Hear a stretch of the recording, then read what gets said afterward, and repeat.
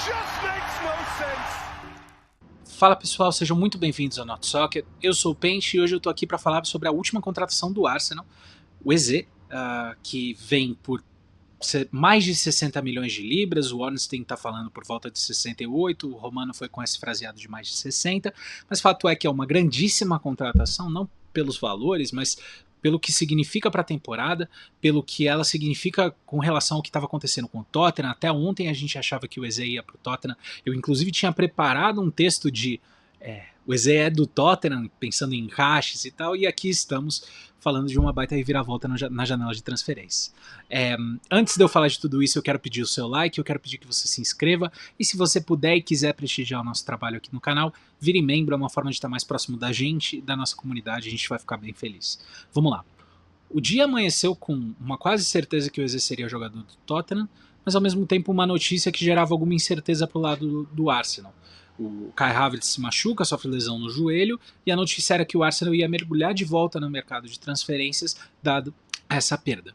Às 6 horas da tarde a gente já tinha o Here We Go do Fabrício Romano falando do Eze para o Arsenal. Então assim, é uma contratação que acontece muito rápido, ela estava muito próxima do maior rival e isso dá um gostinho melhor, mas eu acho que ela é muito grande, mesmo se a gente tirar esses dois fatores que são a dopamina barata da transferência, né? Se a gente olhar para o que essa contratação significa para a janela do Arsenal, eu acho que ela é muito grande, de verdade. Por quê? Porque a janela do Arsenal se encaminhava para um desfecho, na minha opinião, um pouquinho frustrante. Tudo indicava que o Arsenal ia ficar no gostinho de só faltava mais um, só faltava aquele ponta pela esquerda. A gente fez um vídeo aqui sobre a contratação do Madueke, e nesse vídeo eu falava, eu acho uma contratação super interessante se ele vem para ser opção de elenco. Se ele vem como alternativa primária para a ponta esquerda, eu acho menos ajustado. Acho que a gente tá falando de um jogador que vai ter que se adaptar e tal. E na época tinha muita negatividade em torno de justamente desse medo. A gente não vai contratar outro jogador para a posição. E parecia que esse torcedor mais pessimista do Arsenal estava certo. Não fosse por essa notícia aqui do Havertz, talvez o Arsenal não tivesse aqui, talvez esse vídeo aqui não tivesse acontecendo da forma que está acontecendo.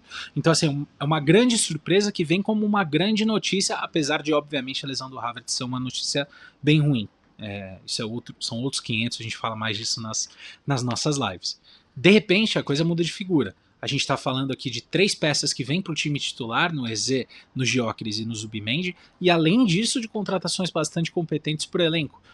Kepa, Norgard, Mosquera, Madueke. Então assim, é uma janela para fechar o time. A sensação que dá é que o Arsenal não tem mais posições obviamente frágeis se essas novas apostas funcionarem, né? A gente sabe que isso nunca é certeza, tem jogadores vindo de outras ligas, o que aumenta um pouco o grau de incerteza, por exemplo no Gyökeres e no Zubimendi, mas no papel o Arsenal faz uma janela para reforçar todos os pontos fracos que tinha no time. O Eze é um cara bem diferente, assim, ele fez 8 gols e deu 8 assistências na liga passada, mas isso não faz jus ao nível de jogador que ele é, na minha opinião. A gente está falando de um jogador que é um híbrido de armador com ponta, bastante veloz, muito técnico nas execuções e muito habilidoso nos dribles. Ele é um excelente driblador e é um cara que tem aquela característica de trazer da ponta para o meio driblando, mas ele não é limitado para onde ele vai nos dribles dele, o que é uma característica importante, faz dele mais imprevisível para o marcador. Um aspecto criativo, ele é muito, muito forte, ele tem essa bola final, tanto da assistência quanto da finalização, ele é um excelente finalizador, ele é bom na retenção de bola e ele é bom em bola parada, assim, de verdade o perfil é realmente muito positivo. A minha única surpresa aqui é que demorou tanto para alguém tirar esse cara do Crystal Palace, que com todo respeito ao Crystal Palace, o Eze já era um cara que despontava como além do nível há algumas temporadas, de verdade. E eu acho que o Arsenal pega numa hora boa, ele tem 27 anos de idade, ele vem como um jogador maduro que está prontíssimo para esse próximo passo. A minha expectativa aqui é que o Eze seja uma das menores incertezas da temporada, olhando para as novas contratações. É interessante a gente olhar como que ele foi usado com o Glasner. O Glasner tem um modelo de jogo muito bem definido no comando do Crystal Palace, com um 3-4-2-1, e o Eze sempre esteve nominalmente na mesma posição, como camisa 10 pela esquerda desse 2-1 ali. Agora, eu falo que é interessante porque a gente viu o EZ sendo usado de formas diferentes nesse recorte do Glasner, apesar de ser curto.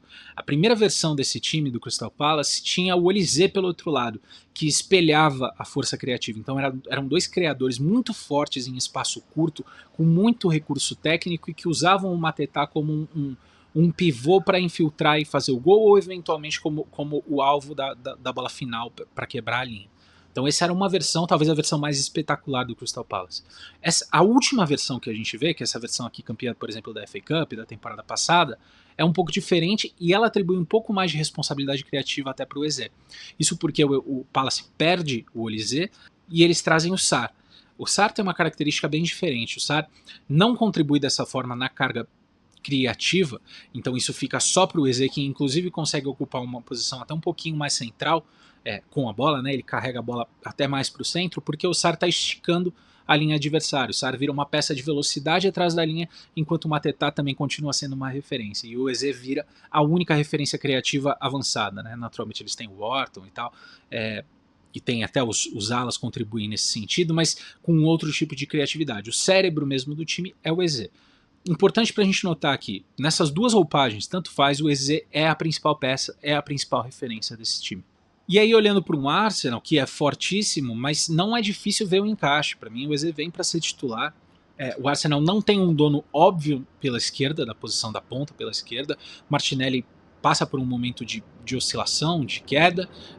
O Trossard é um jogador que compõe bem o elenco, mas acho que não é aquela peça para um time que vai ganhar tudo, para ele ser o cara pela esquerda. Você tem o próprio Madueke, mas não é nativo da posição, então você tem um espaço por ali, talvez seja a única posição que tem um vácuo, e o EZ vem perfeitamente para essa posição. Ele também pode ser usado numa capacidade criativa central, então imagina um jogo que o Arsenal, por algum motivo, quer mais incisividade, mais verticalidade do que o combo dos 8 do Arsenal dá, né, de Declan Rice e Odegaard. Ele pode ser usado por ali também, mas a minha expectativa é que a gente veja no time ideal do Arsenal, ele sendo usado pela esquerda, e isso não está distante do papel que ele desempenhava pelo Crystal Palace, inclusive pré-Glasner. Então ele é um cara que habita esse tipo de posição, ele só não é um ponta que vai ficar correndo sem bola atrás da linha. Ele quer a bola, ele é um baita armador e ele é um cara super habilidoso para esse tipo de situação. Eu acho que eleva muito o Arsenal, eu acho que é um step up de qualidade pro ataque do Arsenal na posição mais carente. Então não tem risco, não tem como dar errado? Toda contratação tem risco, então não é bem assim, mas eu vejo que uma tendência de sucesso aqui. Onde eu acho que pode dar errado, porque toda contratação pode dar errado, a gente costuma fazer isso em todos os nossos vídeos. Eu acho que o grande ponto de risco desse movimento aqui é lesão, é disponibilidade. Logo que ele chega do Queen's Park Rangers pro Crystal Palace na temporada 2021, ele sofre com bastante lesão. Ele entra a temporada 2021 e 21-22, ele perde 169 dias numa lesão ali de tendão de Aquiles e tal, e outras menores. A temporada subsequente ele joga inteira, é a única vez que ele faz 38 jogos de Premier League, e aí 23-24 ele volta a ter algumas ausências, ele perde 82 dias por lesão. Na temporada passada o quadro foi um pouco melhor, ele perde só 36 por lesão. Não é um quadro óbvio de uma grave indisponibilidade e lesões crônicas, não é esse o caso, mas é verdade que o EZ é um jogador que precisa de um certo cuidado físico. No começo do canal aqui, inclusive, não era infrequente a gente ouvir comentário de putz, o EZ é um grande jogador, mas é frágil fisicamente. Então é uma coisa para ficar de olho, não significa que vai dar errado, mas eu acho que o risco estaria aí. Se lesões não forem um obstáculo, eu vou ficar muito surpreso se isso aqui não for um grande sucesso. O EZ é um dos jogadores mais legais da liga e para mim tem tudo para voar.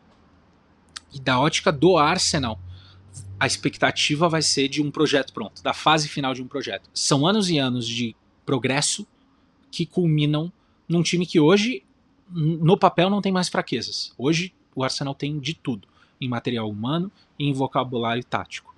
Eu acho que agora está na hora realmente de colocar o Arsenal numa conversa de título, se tudo der certo. É óbvio que a gente ainda tem os riscos de adaptação, por exemplo, de um Gyökeres, se isso não acontecer é um baque para o projeto, ou de um Zubimendi, se não acontecer é um baque para o projeto, mas assim, tem tudo para a gente estar falando de um Arsenal extremamente competitivo e disputando tudo que joga. E aí, o vídeo não é sobre isso, mas eu não posso deixar de pontuar, fica uma curiosidade também para a gente saber o que acontece com a janela do Tottenham, né? O Tottenham sofre um baque importante ao não contratar o Gibbs White, seria uma grande contratação, e essa aqui mais uma. Então são nomes excelentes que eu acho que elevariam o Tottenham. Se eu tô enchendo a bola do EZ aqui num Arsenal, que é um time mais difícil de elevar, imagino que eu falaria para um Tottenham. Então são nomes que mudariam de degrau a equipe, e eu fico curioso para ver quais são as alternativas. É um dia muito, muito amargo para o torcedor do Tottenham. Eu espero que vocês tenham gostado, fiquem de olho, a gente se vê em breve nas lives. Um abraço.